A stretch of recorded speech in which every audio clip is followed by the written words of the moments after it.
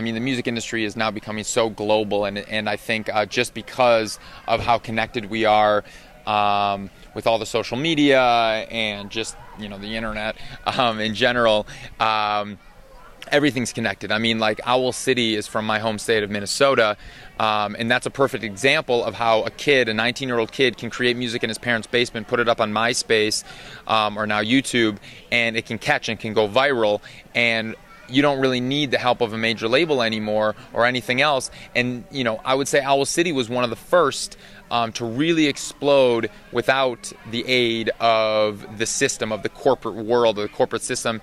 And even so, Owl City kind of encompasses everything of what the new digital revolution is to music. He created all the music in his basement, on his computer, all by himself. He didn't have to go to a big-time studio like everyone has done in the past. And he just uploaded the music and started getting tens, hundreds of thousands, millions of hits. And eventually a major label picked him up and was like, all right, we're going to turn you onto radio. And that's we're right at the point now where, radio is still kind of important and can break you into superstardom.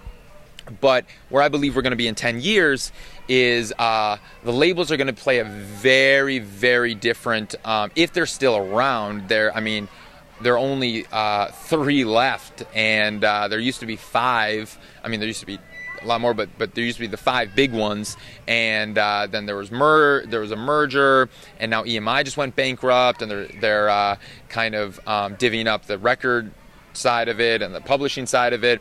So it's very possible all the labels are going to go bankrupt, and then that'll be the end.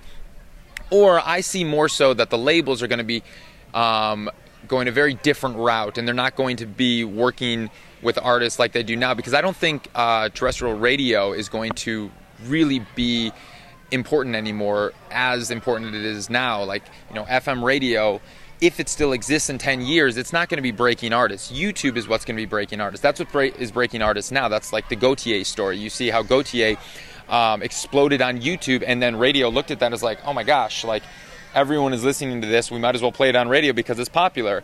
And that's what's going to start to happen increasingly more often. And it's basically the democratization of music. And instead of what happened before, where it was the gatekeepers, you had to impress a couple people at the labels, a couple, suits at labels or suits at publishing companies. Now you don't need them. You don't need the gatekeepers, and that's what it's going to be more and more of.